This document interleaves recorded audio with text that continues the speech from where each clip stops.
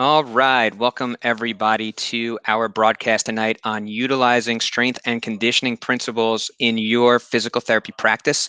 I'm Dr. Brett Gestenbaum of Covalent Careers, and I'm here with Dr. Michael Masi.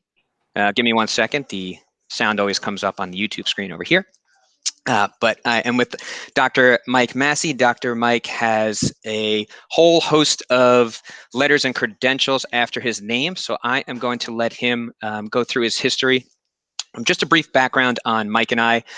Mike and I both went to Nova Southeastern University, graduated in 2014. During school, you may or may not believe us, but we both competed for the longest hair. My hair was somewhere, down to here. He still got it going. I cut mine off after a while there, but we had a nice competition going there for a while, along with playing flag football and all those good things. But Mike, why don't you introduce yourself? Tell us a little bit about your background. Where did you start out after school, and how did we get here today talking about strength and conditioning principles? Yeah, absolutely. Actually, a lot of this stuff started in school. I remembered, man. All right, so in school, while we were, while we were in school, I basically went out and sought out this continuing education, or this kind of like supplemental education in strength and conditioning, right? So that's when I got my strength and conditioning certification with NSCA. It was phenomenal. Like that, the book is a great resource. I learned a whole bunch of stuff. It's probably as far as all the credentials after my name, I probably utilize that information more every single day, and I monetize that information more than I do anything else that I've gotten, which is pretty neat. I also went and got basically a sports nutrition certification, which gave me, because I had seemingly zero information on what like macronutrients were and all sorts of stuff. I mean, basic level stuff I didn't know at the time.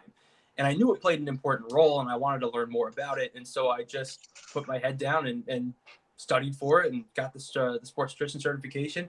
Started applying that to myself, my own practice, and my own training and stuff like that. Mm-hmm.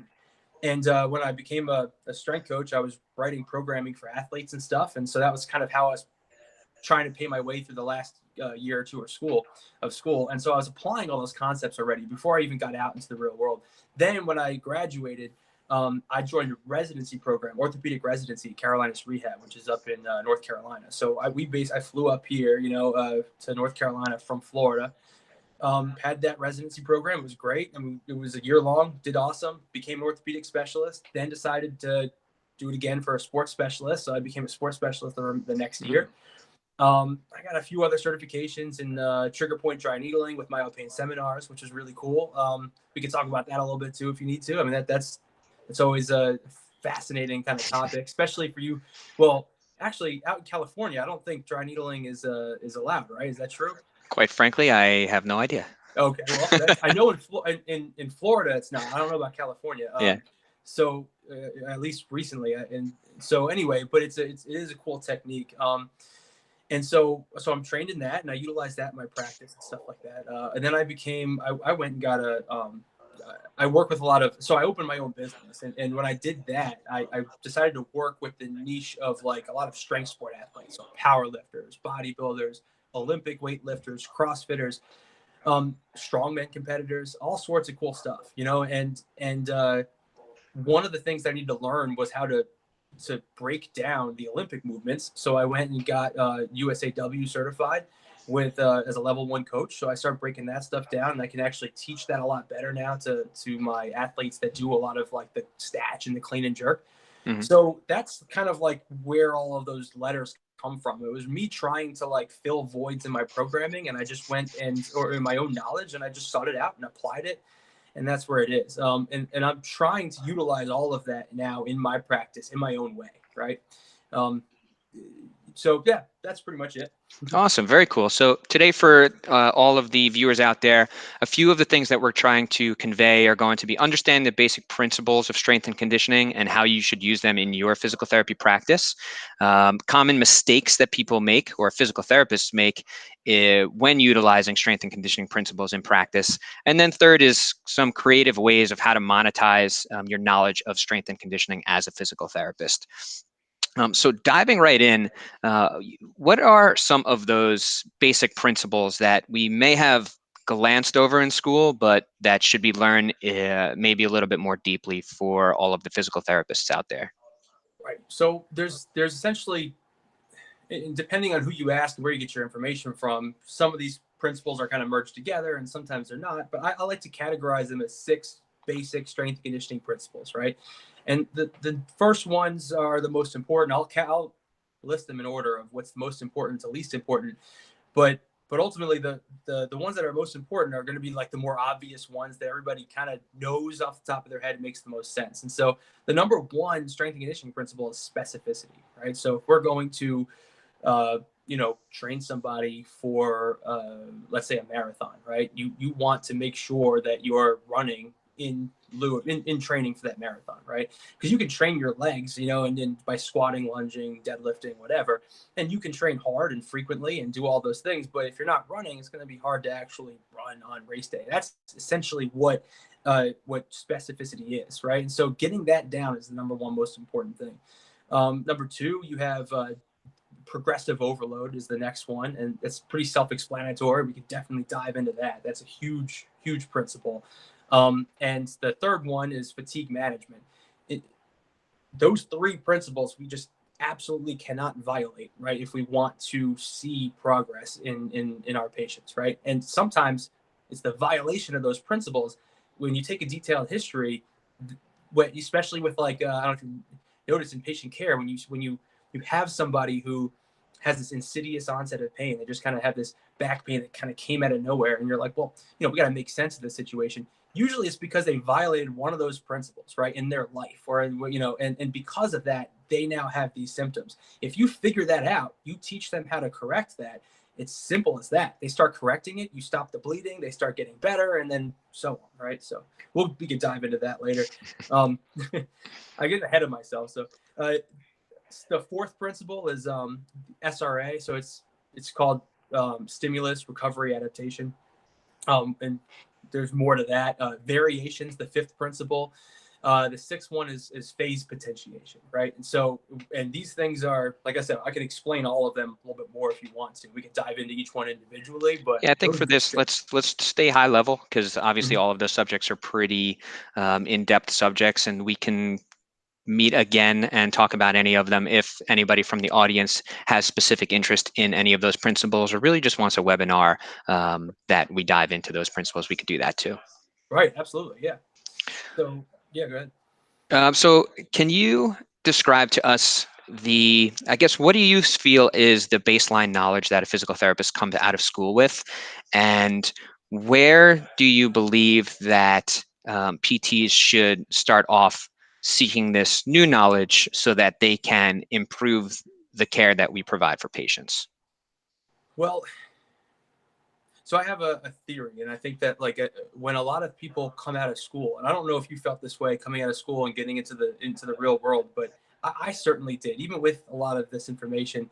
And I know a lot of the students that I have, even as much education as you can give them and as preparation as you give them, they still kind of feel almost like when they get into that scenario, they feel almost like fraudulent. They're like, okay, I'm not I shouldn't be treating right now or whatever. And they get that kind of that syndrome where they think that they're not ready to be there. And my theory is that a lot of that's because they didn't quite get that practical application and how to apply all of this stuff. So what I mean by that is like you asked like what's the things in PT school that we got and what did we not get? And I think that in this situation we we we got a lot of information on how to how to diagnose pathoanatomic injuries and stuff like that.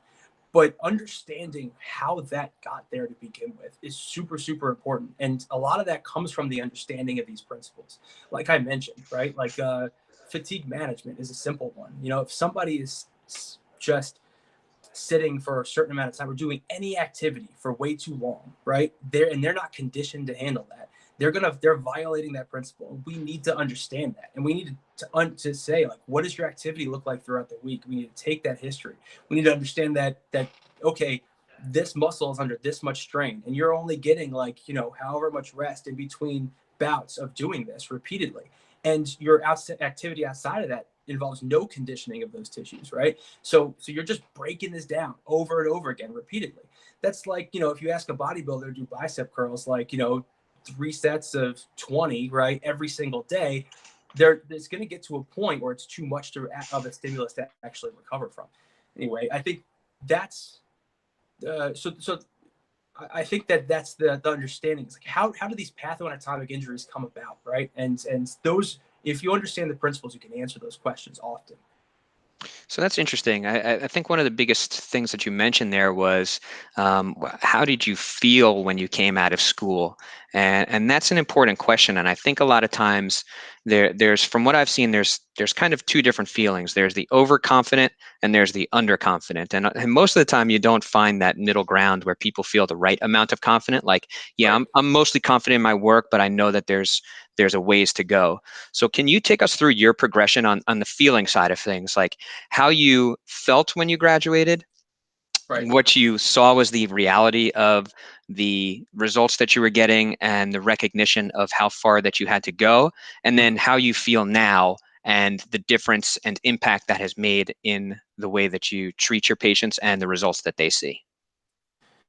It's interesting. So I felt confident when I was on my rotations. I think when those rotations ending PT school, I felt relatively confident in that situation because I was put in a very specific situation. You get used to the mechanics of that. You get used to that patient population. Um, but in reality, I was exposed to a small, like, as a microcosm of what really outpatient physical therapy is. And so when I got into the residency program, I was exposed to, I mean, you're put at a site specifically where you see a little bit of everything, right? And and you have to in order to be credentialed, the APTA credentialed residency program.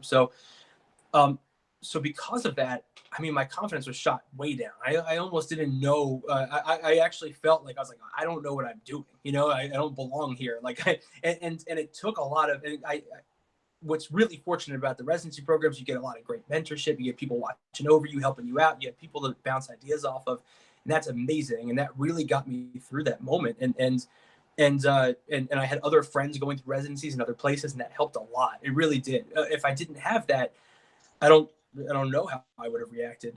Since then, I became an orthopedic specialist because I mean I studied that stuff. I mean I'm a little bit more type A when it comes to those things, but I I really tried to I really put my mind to it and worked hard at it and tried to figure out each one of those scenarios and how would I operate.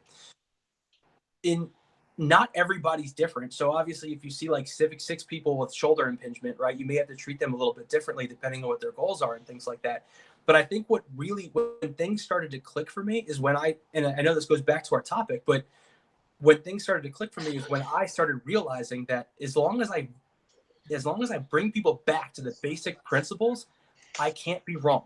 I can make sense of every scenario as long as I bring people. Because here's an interesting saying that stuck with me. It's like the world always makes sense. So if you're looking at something, you're like, why are they not getting better? That doesn't make sense. It's like, well, if you make sense of it, you'll figure out exactly what's wrong with that. So go to the basic principles, right? No one's going to be define gravity or thermodynamics, right? So like if you ever ask somebody to, hey, why aren't you losing weight? I'm prescribing 1,000 calories a day. It's like, oh, I don't know. And then you look at what they eat and it's 2,000 calories. So you see what I'm saying? Like there's always something that makes sense in this scenario. So you go back to the principles. And then when I realized that, I was like, oh, so I can just basic my training off of these strength and conditioning principles, right? And I can base my therapy off of these. And not only will it make me a better diagnostician because I can realize where all of these issues are coming from, but I can also plan what their home exercise program out, not just like so I could, if I wanted to, see them less frequently because they make them more independent of me. But I can also like give them a good discharge plan and say, okay, hey, you're gonna go home with X, Y, and Z, and that's gonna not only keep you out of trouble, but make you better than before you got into trouble, right? Super important stuff. So now, where I am now, to answer the last part of that question, is I'm very confident with treating these things. I'm extremely confident that someone can come to me and I can make them better in some way, shape, or form, and get and manage their symptoms and get them back to the functional level that they want to. And you know, it's So yeah, I would say that that's been my progression. It's been like, I started a little high and then I realized that I didn't really know everything. So I was in such a small world in those clinics. And then when I got exposed to the real world, I was like, it was overload for me. I had good tutelage and mentorship, and then that brought me back up. And then really when everything clicked, it was like that. I swear. It was like, I want to say like just over halfway through the residency, I was like, oh, this is starting to get really easy, because I started applying all of those principles. And now, I mean, it never falters. Someone will ask me a question. In fact, that's how I teach my students. They, if a patient asks a student a question and they don't know how to answer it, they come to me for the answer. I say, what do you know? Like, give me the principles about that subject, and then answer the question with that principle. And they do, and it works out well. And so you can always give an answer based off of those things, and not be wrong, right? Which is pretty neat. Okay, so very cool. A lot of great things that you said there. The first being the description of, I guess, that comfort curve coming out of school, which is, I feel super comfortable. Right. And then you get into clinic and you see how an experienced PT is treating, and you see a lot of different things that you didn't get in your 3 months of rotations, maybe 3 months of rotations in an outpatient clinic. And then you start feeling like, man, do I belong here? Yeah. And you go through that curve for a little bit, but as you come out of the curve, the more research you do and the more knowledge you get, the more experience you get, you start getting to that high side where it's like, I feel incredibly confident now because I've seen a lot, I've experienced a lot, I've seen a patient through all of these different progressions, and I understand the principles, the commonalities, like you were describing, between different people and different presentations of essentially the same thing. Right. Yeah, absolutely. Everybody's gonna apply. You have to abide by the same principles, right? And so if you're violating one of them, then you can, and you, it's now just a matter of fixing that one thing, right? So like we gave the example of fatigue management earlier. Well, you're gonna have to maybe not shut them down from their sport or their activity, but you're gonna have to curtail that in some way, or work around it, like compensatory management for those things, right? It's like, Mhm. well, if every time you do X, you get this pain, right? Well, you have to either do X less or do Y instead, right? And because Y will get the job done and it won't recreate your symptoms. Not to say that you have to do Y forever, but at least it's going to allow us to let that wound heal, right? And not recreate your symptoms while we work on the reason why that happened to begin with, right? Or all of the, we get you stronger to make you whatever, fix the predilection for movement, whatever the case may be, right? But you see what I'm saying, right? So Mhm. that's, if you identify where their problem is. A lot of times, so I work with a lot of strength sport athletes, right? So a lot of athletes and a lot of recreational athletes that come and see me, and so a lot of times the problem is their programming, right? They are, despite their best efforts, either they may be training like they may be squatting like 5-6 times a week, and you're like, all right, that's not only is it too much, but it's too frequent, right? And if you look at the SRA curve, which is one of the principles, you can apply a better regimen to that, right? You can get them to squat maybe less frequently and change their programming that way. Some people, their goal isn't even to squat better, yet they're doing it because of whatever the case is. That's a specificity problem, right? It's like, well, if you're trying to whatever to lose weight or get bigger biceps or something, there's very specific ways to do those things, and they may be just trying the wrong things, right? And you can kind of even just change their program to help meet their goal that doesn't recreate their symptoms. And sometimes just a little bit of advice goes a really long way. At least stops recreating the symptoms while you get to work on all of the other things that you're seeing in your evaluation. Awesome, very cool. So one point here, we asked our research team to look up the dry needling in California, and they let me know that it is not within our scope of practice to do dry needling in California. Mhm. And then second, I do have a question from Ramon, Raymond or Ramon, I'm sorry, either one it is, Hamilton. Have you been able to effectively apply strength and conditioning principles to patients with health conditions or impairments outside of general orthopedics, for example, stroke recovery, cardiac rehab, etc.? So yes, but I don't, just to uh, just to get you an idea, I don't typically work with stroke rehab or cardiac rehab or anything like that. But they do. If I were to work through that in my head, I would imagine you have like a certain stress that you're allowed to place on the heart, right? There's usually parameters that you have to work within, right? And if you give them that stimulus, their body has to adapt to that stimulus. So you work within the parameters you're allowed, right? They'll adapt to it positively, usually, right? And if they don't adapt positively, or if you get aberrant kind of effects and stuff, you take that into consideration. You change where your exercise, what you're doing, but absolutely, like you can get somebody to like on a like a stationary bike or like a UBE or something, get their heart rate up to something that works for them, and train them to effectively work their cardiovascular system. And to do that and to start tolerating more stress, and then even just the physical activity alone helps. So so usually the low hanging fruit there is that those people usually aren't training at all, right? They're not doing much of anything, and that's usually what gets them into these problems with these heart conditions and things like that. But you know, so usually just getting them to do something, it goes a really really long way. You know, um, if they're already doing something, then maybe you need to apply one of these principles. Maybe it's not specific enough. Maybe they're not challenging themselves cardiovascularly, or maybe they're just over. I mean, they're just doing it a little too much. But that really depends on the specifics. You'd have to take a thorough history and say, what are you currently doing, and what's the main problem right now, right? And how do you get beyond that? Does that make sense? Yeah, and I think a big thing there too is that this is where our degrees as physical therapists comes in more so than if it was just a strength and conditioning specialist that understands these principles, where as a PT, either you know the contraindications for the cardiac condition or the stroke that's coming in, or you at least understand how to get that information and the meaning of it and how to apply it to your diagnosis and treatment for Right. that specific patient. And then Yeah. moving on from there, you take the principles that you would learn from the strength and conditioning knowledge and you layer it on to that specific patient's case. Right. And to make this super general, I think that usually when people have a heart condition, it's because of their heart's on one end of the spectrum, their heart's not working effectively or efficiently enough, right? And then on the other end, their daily stressors are too much per the current efficiency or effectiveness of the heart, right? So you can work two ends of the spectrum here. You can train them cardiovascularly to get better effectiveness, right? Not just that, but nutrition plays a huge role in that too, right? So you can give them that education, all those things. But on the other end of the spectrum, you can actually make them more efficient in their movements, right?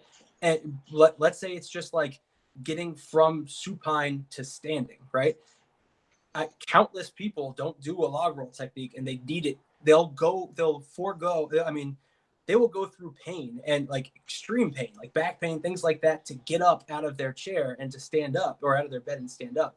Meanwhile, you know, you teach them a super simple trick: just roll on your side, kick your legs off, push yourself up, and they do it symptom free. And some people, even after learning it the first time, will still revert back to those old things, despite the pain and all the other stuff. But that's just one example of ways people make their life harder on themselves when it doesn't have to be, right? So you could probably teach them, and that's just one example, but you could teach them many ways to be way more effective and efficient throughout their day. This way they don't put as much strain on their heart until it matters when you're actually training them, right? So you can kind of burn two ends of the rope there. So so yeah, I would say yes. I don't, but the caveat there is I don't work with cardiovascular patients too often, right? I've had a couple people who've had some things, and those always have been secondary comorbidities to the main thing that we're trying to treat, which is usually joint pain of some sort, or an injury that they've sustained. So now, when you've seen other therapists working in orthopedics, and as you've described, you have students as well. What are some of the common mistakes that you see PTs make when it comes to treating patients where they are not following those basic foundational principles of strength and conditioning? Man, I mean, there's a lot. I think the most common one, well, I wouldn't say it's the most common. So basically, identifying these as problems is probably the one thing that we don't do well, right? Progressive overload is another one that I think that we don't that we don't do well.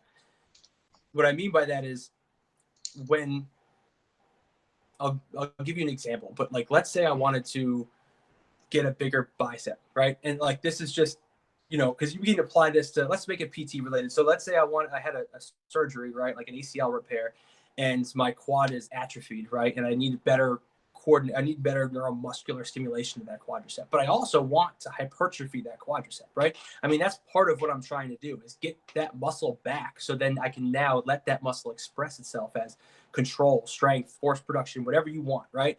Athletic prowess, function. That's what we want to do.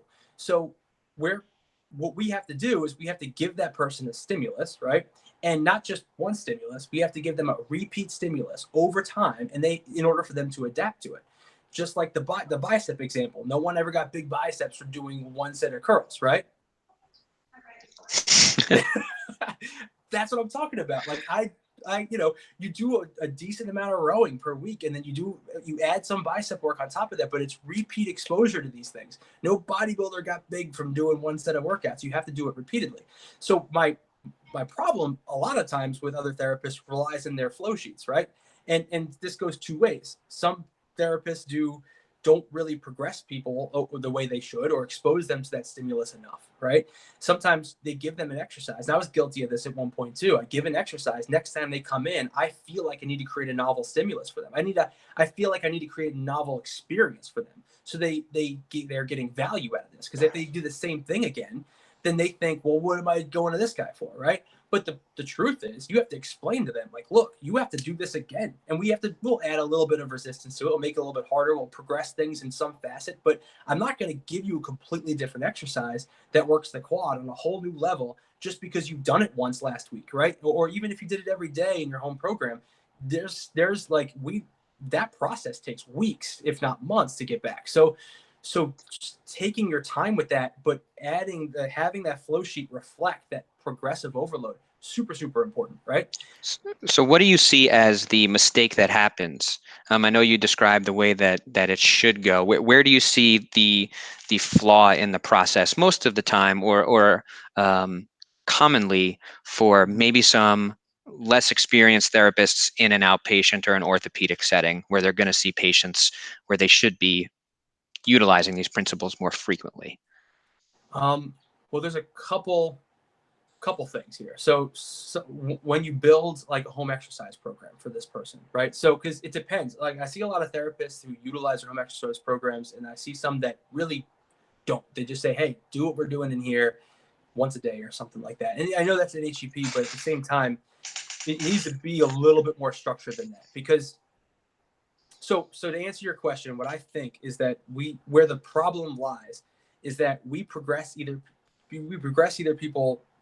either progress people too quickly, or we move on to a whole new exercise, or you get those stale flow sheets that don't progress people at all. Like usually there's like when they're doing audits on documentation, the number one thing they'll look is we bill therapeutic exercise is the number one thing that we bill, right? And it's number one code that gets billed in physical therapy. So when they see therapeutic exercise getting billed over and over again, they'll look at the flow sheet, and on that flow sheet, they see the same exercises and they see it again. That's no longer considered skilled care to the auditor, right? So the auditor is saying like, okay, why do they need you again, right? And so it's your job to like just express in there that they need that. All you got to say is they need the repeat exposure to it, and have that understanding, or give them some minor progression somewhere, right? And because overload needs to be progressive as they can tolerate it. That's super important. So it's the stale progress, and then there's also people who just go the other end of the spectrum, who are like, it's like, okay, you did straight leg raises, now we are like, now it's time to do squats, right? And you're like, so what do you think, what do you think is the cause of that? Where do you think that either over or under stimulation comes from in our knowledge base, or in the way that a typical therapist looks at their progression? I think it's from a lack of understanding of how these people need to be progressed in their specific scenarios, right? So usually people post-surgically just getting back on their feet and doing things and not being bedridden, their muscles going to start hypertrophying again and just just from life itself, they'll start recovering. Tissue healing is going to happen. They're going to get more, all that stuff's working with you there. So you can progress people faster in those scenarios. I think that when you get like a high level athlete who has some shoulder pain or something, it doesn't have to be a high level athlete, just somebody who's able bodied and they have more a different type of issue going on. I think in those scenarios, you may have to be more stale with that progress, right? You may have to sit there and say, okay, look, you need to to start exposing people to that stimulus repeatedly, get them to fix that imbalance or that movement problem or whatever it is. And then the big missing link here, which is kind of going a little bit off subject, but it's trying to apply that to their functional deficit. And I think that when you get somebody, I think a lot of therapists, at least I should say this, I think a lot of physical therapy schools don't do the best job in teaching, from what I've experienced, didn't do the best job in teaching people how to, teaching their students how to teach their patients how to like learn a deadlift, right? Or a squat, right? Picking weight up off the floor and squatting is stuff that we do every day, even lunging. And yet every student that comes into my clinic and even us, when we were going through school, if you could speak to this too, we didn't really learn those things very well, right? And it's not like you're putting someone on a machine and they're just putting force into something and it moves. I mean, there's all free motion. Every joint's moving. It's a closed kinetic chain compound movement, super effective. And they've been doing it wrong mostly for 30 plus years in their life. You have to teach that person. You have to incorporate all the things that we learned in school, all the motor learning that we learned, all of the the parameters that we learn as far as like what energy system you're trying to stimulate and all that stuff, and all the functional stuff we're trying to do. Like we have to kind of bring that all together. And so I think that it's that incorporating things into that functional task. That's where people go wrong a lot in the flow sheet. It's like, okay, I got them doing some quad work to get their quad stronger, right? But it's like, and I have all these different exercises that stimulate that muscle. So Right? do you think it's like a lazy thing, or do you feel that we really just in school we looked over that base of knowledge of like how do we apply this more so in functional situations? That's a good question. I think the latter is true. I don't know about the form. I don't know if I think in some cases people may be lazy, right? But at the same time, it's like we did. I mean, because we are an education that's supposed to be, we're a profession that's supposed to be continuing our education and learning, and especially within the realm of the patients that we treat. Now, so like, if you know that a lot of people that you're treating, or some of the people that walk through the door, are going to need to learn how to squat and pick things up off the floor because that's what they do every day, and you aren't filling that piece of that void, right?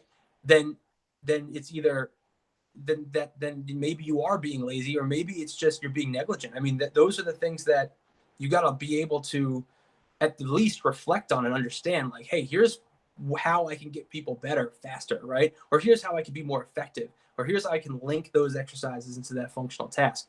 And I just need to seek out the knowledge or get that tutelage or take that course or figure that out, right? And I think that goes a long way. But if you don't do that, you become stale as a therapist. You get kind of burnt out and all those other things, and your patients don't get the best experience. So I don't know. I don't know if it's people being lazy. I think that's very Yeah, that'd definitely be a super generation, generalizational right. statement. Generalizational, I don't know if that's a word, Yeah. but a generalization for sure. Right. Now, I do have a question here Uh-huh. from MH Vandal. I would like to hear your suggestions for working in a private practice, strength and conditioning type of setting in a state without direct access. I'm not necessarily sure how much the direct access would play into your ability to, utilize these principles, just in Um, general. so just as a little side note, direct access does affect me and how I work with my patients, but not in I can still use strength and conditioning principles with everybody. The big problem with not having direct access, because currently I work for in an outpatient practice, and I also have my own business, right? So my own business is 100% direct access. I don't get any referrals from physicians or anything like that, right? In almost, I would say 80+% at this point, or maybe 60+% are coming from like referrals at my other job. So the big discrepancy there is that the people that are coming in that are not direct access, they're being told by their physician or being set up in some way. They're saying like, okay, hey, like the physician may say, hey, you need physical therapy to do some like, you know, dry needling and e-stim to your elbow or something. And then they come into me thinking they're going to get a massage and some dry needling. And meanwhile, I'm sitting there taking a thorough history, and I realize, I was like, look, your elbow is messed up because you're not moving your shoulder the right way. And then I have to do a magic trick to get them to buy in. And that's a whole other topic. But that's how that affects me. It's I got to jump through hurdles to like get these people on the same page as me, because they're set up thinking that physical therapy is something different than it really is. Or they just have a different expectation for their outcome. So that is annoying a little bit. I think, and this is getting off topic, I'll just make a quick comment, but I do think that our profession should be getting away from getting referrals from physicians. We should be doing community outreach and getting people to come in from direct access. I know some states don't allow it and things, but I think that's all changing. With regards to how I apply the strength and conditioning principles, it's simple, right? I mean, if I get a referral coming in for someone with low back pain, I'm still going to teach them most likely a deadlift and a squat. I'm going to at least look at those things, right? And I'm going to then say, okay, well, what are your problems? Is any of them painful? Are any of them painful? And is it because you're not doing it well? Right then and there, I'll put them in the painful situation. If I can make a correction and fix it, and I just train that over and over again. I may not even put my hands on them, right? And I just get them right into moving, you know? And because why sit there and massage muscle and things like that when you don't have to? All you got to do is give them a verbal cue or put a mirror in front of them or something. And now they're doing the thing that otherwise is painful. A good example is reaching overhead. People have shoulder impingement. You see like this happening all the time. Sorry if my pits are whatever. We were looking at my pits earlier. They're all right so, there. Yeah. Okay. So, you know, they do this, go into internal rotation. They don't really get a lot of motion from the scapula. They're just all jacked up over here, right? And then it hurts them, right? So what I do sometimes is I'll be like, well, before I even do a special test, like why crank someone into Hawkins-Kennedy position when you could just be like, all right, well, let's just see if you don't do that nonsense and reach up overhead. A good way is like use a door so they can't kick their elbow out. Say, keep your hand on the door, slide it up, shrug your shoulder a little bit at the top, see what you're getting. Is that painful? And sometimes they're like, no.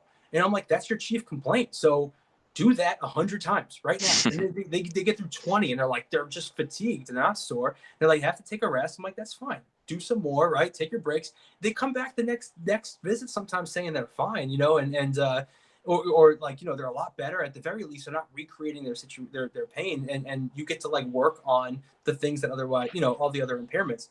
But it's immediate. Like if you can do that right off the bat, you're working strength and conditioning principles. Specificity, I have them reaching overhead. Progressive overload, I'm going to eventually turn just reaching overhead into doing it without the door, and then doing it with some sort of resistance, maybe like adding a band, scraping the rack, which is like a PVC pipe in a door frame, maybe doing a push-up plank going into down dog or a pike position. Now they're doing a fraction of their body weight in like a weight-bearing position.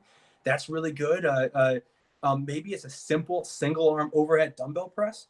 Maybe it's like a barbell press, depending on who this person is. But I get them reaching overhead with weight. Sometimes I even just have them grab something like a kettlebell or whatever, and I have them reach into a cabinet and put it onto something weighted that's a little out in front of them. That's something that's a little bit more situational versus like a strict like lift or something. But whatever it is, strength and conditioning has everything to do with everything that I give them, you know? Mm-hmm.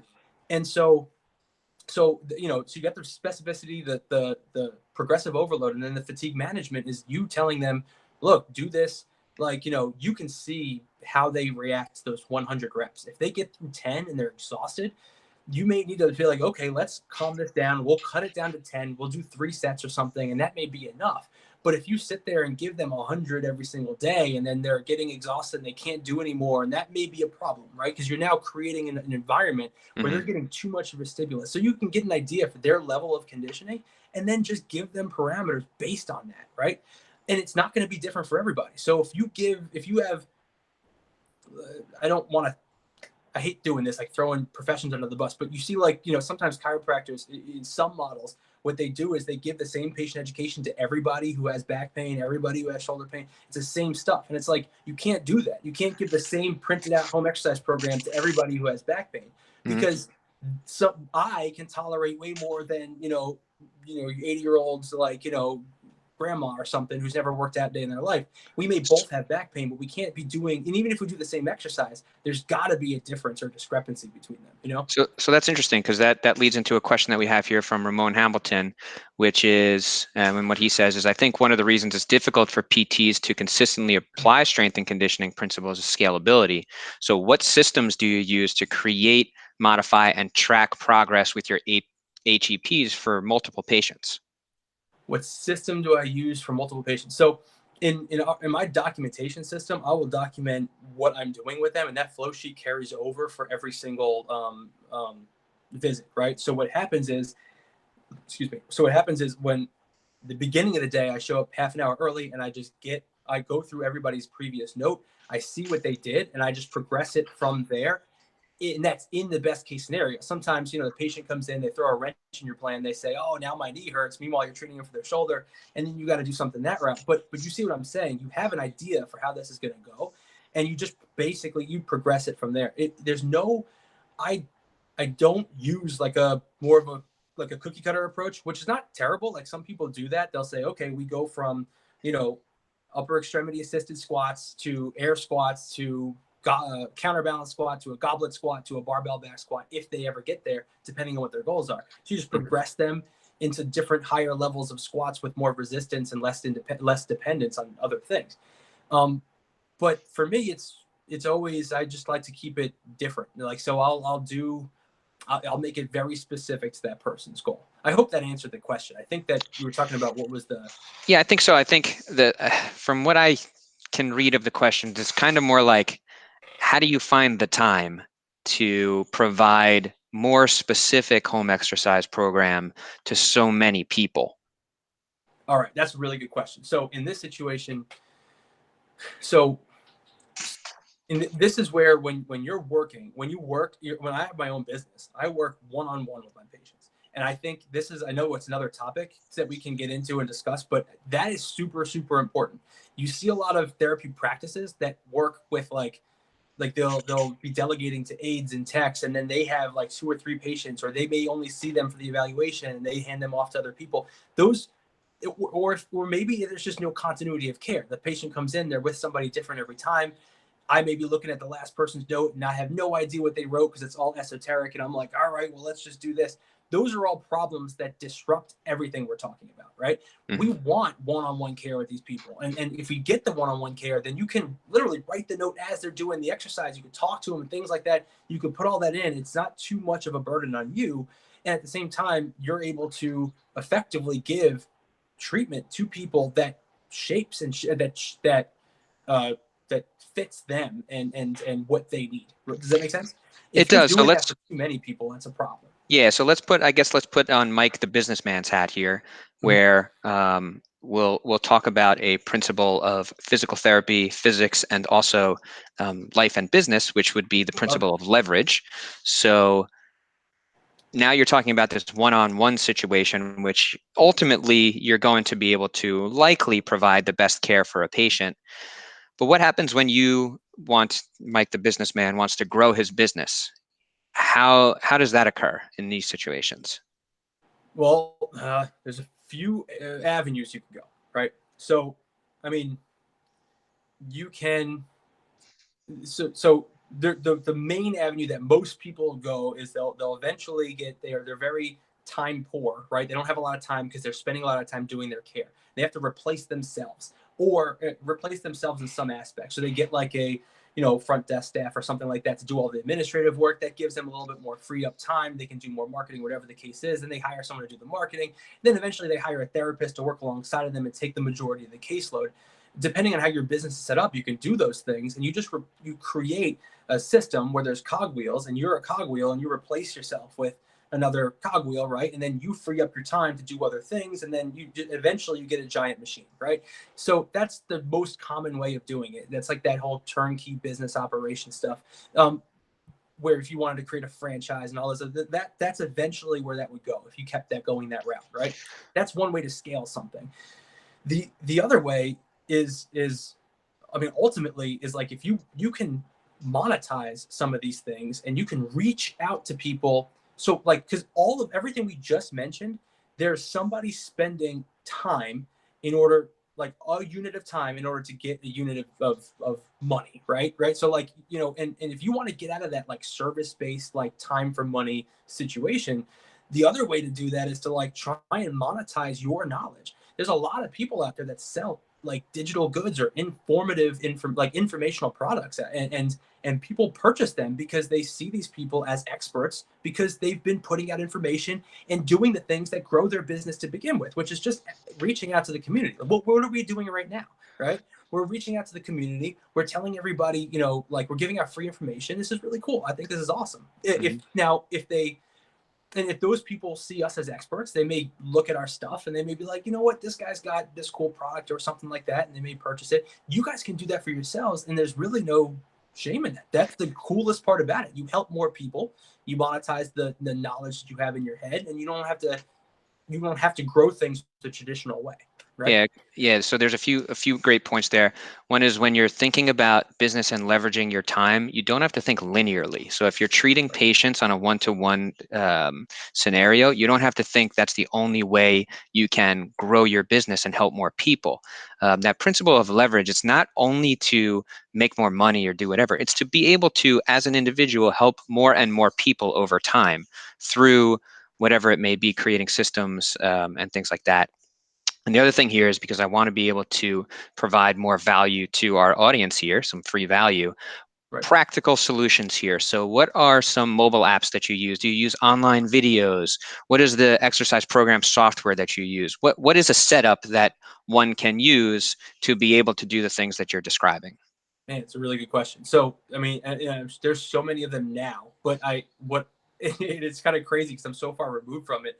I with regards to like utilizing the apps in my own, so there's like for instance, if you wanted to look at somebody's form or something like that. Well, let me backtrack for a second. I write programming for athletes online, right? And you can provide like distance physical therapy and things like that. So whether it's exercise programming, strength and conditioning wise, or whether it's like you're writing a rehab program for somebody, or you're just trying to like give them lip service over the internet or something, if you'll be looking at their form and you can take that video, draw on it and send it back, analyze it. I mean, you can even like voice over it and things like that. And there's a lot of cool apps like Coach's Eye and Huddle Technique, which are two apps that you can use that literally do all those things. Now the iPhone will do it by itself. I literally just take the video, save it, and I just draw on it and send it back to them like really quickly. And then they get that information right then and there, and they get like a visual cue of what to do. And then you can even send them a video of you doing it. So, I mean, if you practice what you preach, you probably have videos on your phone of you squatting or doing something, right? You just send them, hey, this is what I want to see, right? And this is what you're doing. And then you can even send it side by side. So that's really cool from that perspective. And then if you want to set things up yourself, I've recently discovered Excel, Microsoft Excel, right? And that's the most in-depth program I've ever seen in my life. I've scratched the surface and I've been able to do some really cool stuff and make things look pretty professional and put things together.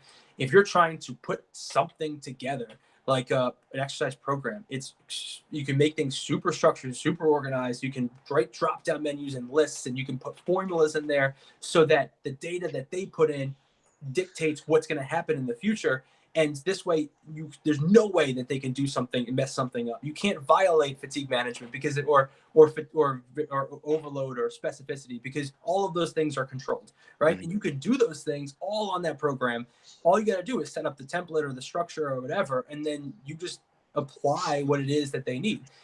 You may have a complete template that you use for everybody and just have a drop down menu and just click the actual exercise you want to give to that person and then send it, right? Those are, I mean, that's probably but you know, it requires having the template, but those are super simple things. I mean, take you like, I mean, if you already know how to use Excel, it'll take you like, I don't know, 30 minutes to make, you know, it's not too crazy. Um, so, I hope that helps from those perspectives. If there's something more specific that you want me to give you a resource for, let me know, and I can try and think of one. Yeah, if you could think of some maybe more specifics on that side of thing, the Excel thing is fantastic. I'm Right. obviously a big fan of Excel. You can literally do anything. You can create your business model that leads into these functional tools or whatever. As long as there's numbers involved, you can do it. And on that side of things, that sounds like something that you can share with the physical therapy community for $49.95. Yeah, right. But those tools are great. I've used your tool. You trained me, and I haven't been training as much as I should be. You gotta get those glamour muscles back, man. Oh yeah, man. But I do have a question here. How do you reach out to the community when you do not have much of a base success stories to support your expertise or knowledge? I can answer this one a little bit, which would be you have to start somewhere. So you can always reach out no matter what stage of your career you're in, because simply you have to gain those success stories. And the only way that you're going to be able to do that is to just go put yourself out there. Even if you have more expertise than your audience, which as a physical therapist, you are going to have more expertise on anything from physical training to rehabilitation, more so than the audience you're speaking to. And they're going to come see you because they don't have that knowledge, especially if you're talking about some sort of like beginner course. So start there, and you may feel scared, you may feel nervous, you may botch the whole thing, it may go completely terribly, but that's part of the learning experience. No big deal. You take those hits and then you move on.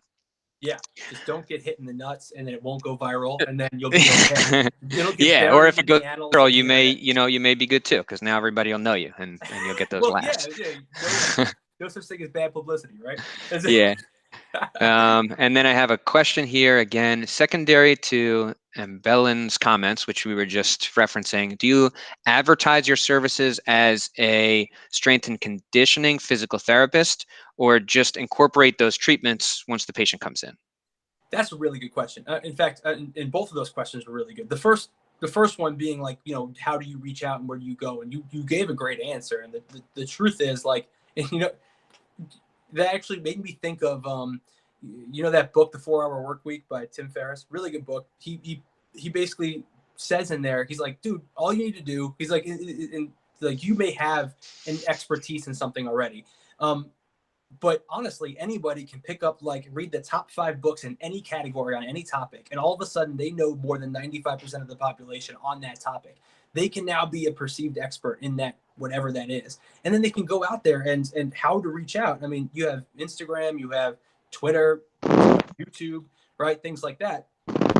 And, getting better at networking, that's a skill that you have to start doing and stuff like that. But if you've been through PT school, at least 50 people that are out there in the real world. You just reach out to them, and here we are doing a podcast and reaching out to a whole bunch of other people. And the cool stuff is like videos like this will end up. It's not just like they're going to disappear, right? We're going to put them somewhere. People will then be able to access them. We can reference them. Like, for instance, like if I'm writing a newsletter or something, I can be like, hey, check out this. I may bring up the topic of strength and conditioning and be like, if you guys have the time, come listen to this thing. I did a whole thing on this at some point, right? And link it to it. And now both of us get like some exposure from that link. It's really cool. So that's what I would say there.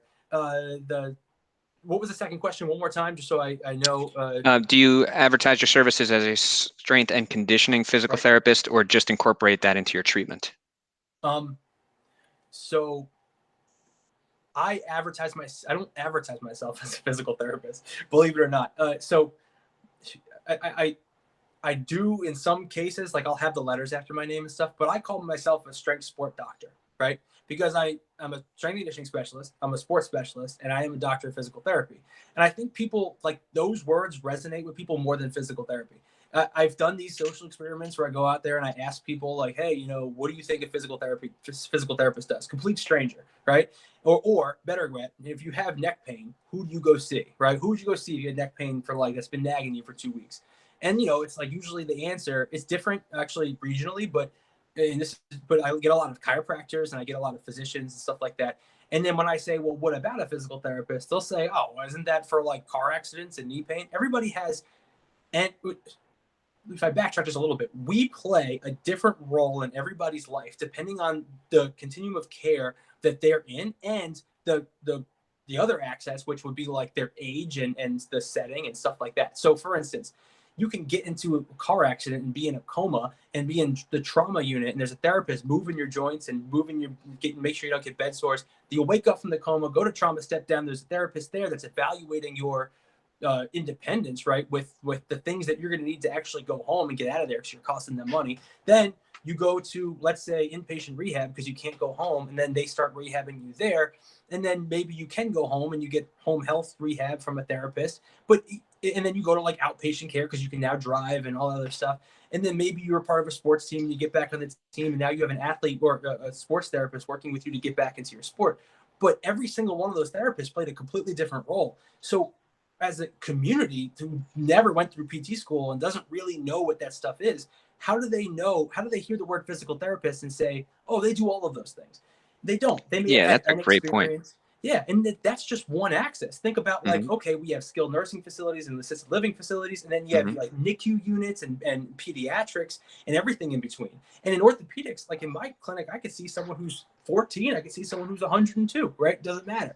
So like, it's absurd how, and because of that, the our the boundaries of what we do are so amorphous. Like the dry needling thing, for instance, that was not even a thing until we were like, well, I mean, it's my mentor would yell at me for that. So it's been around for a while, but like in we did like our practice act in some states literally says that we're not allowed to like pierce the skin, and then now, and that's holding us back because it says that one thing in there from actually being able to perform dry needling.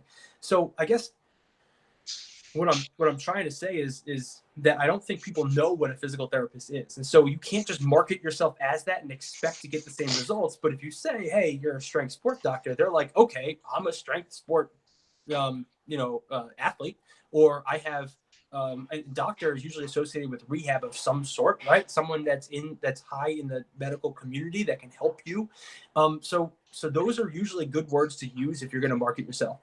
Um, Yeah, that's a really good point, and it's a really big problem. And I never like it had never occurred to me that we had a branding problem because of the fact that we are so spread out. And okay, like even if you think about physicians, each physician or a physician in each of those different roles has a different name. It's your pediatrician, it's your right, orthopedist, it's your gynecologist, this is your trauma surgeon, this is your orthopedic surgeon.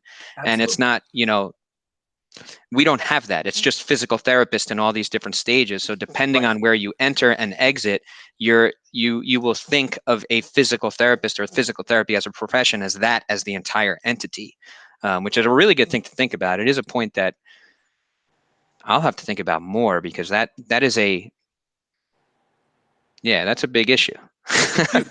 So Yeah, so it's a it, big it issue is for sure. on us because like a lot of people blame like the APTA and stuff for that. They're like, oh, we don't market ourselves enough. And I'm like, I honestly like thinking about it. I've thought about it before, and I can think of some ways here and there, and it's probably a topic for another day or something. But Hmm. but like but really that's hard to do, to market all of those different things. Yeah, maybe we can call ourselves different things in each setting, kind of like the physician thing you talked about. That was one of the things that I brought up. That brings up its own problems, but ultimately what you have is like it's on you as you're like an outpatient physical therapist in Kansas, and you work with primarily, because you may have even your own niche. It's like you work with overhead athletes or something. It's like, well, it's on you to reach out to that community and say, hey, this is who I am. Here's the skills that I have. This is my value, right? And then you demonstrate your value to these people, and then they say, wow, that is valuable. That's what a physical therapist can do. I'm going to come to that person. They have a good experience. And then all of a sudden, you've educated, however, whoever, whatever group of people you've reached out to. And if everybody does that, then not only will our profession grow and we get more respect and all the other things that come along with that, but everybody ends up, I mean, but it works on, it's a win-win because you have all these people that otherwise wouldn't get their care. Like right now, I don't know the statistic. It's a really absurd. I used to know it off the top of my head, but right now there's like a very small percent of people that actually, like, let's say that just have back pain. Of all the people that have back pain, very small percent, like 2 or 3%, actually go through the system, the hospital system, and go to see like a physician, let's say, or whatever, and then of those people, it's even a smaller percent that actually gets to physical therapy. So you have a percentage of a percent actually getting to us. So if we rely on that, that's not a lot of people. There's an untapped resource, or even if it is tapped, it's not tapped hard enough for it to, like, if every therapist filled their schedule right now with one-on-one care, we would still have a superfluous amount of people out there that need help, Mm-hmm. you know? So like, that's the thing. We got to find access those people. So now, not only are you getting the respect, growing the profession, growing your business, but you're also treating people that need it, which is Yeah. ultimately, hopefully, why you got into this profession to begin with, you know? I think like low back pain gets like 100 million searches a month on Google or something. Isn't that nuts? Yeah.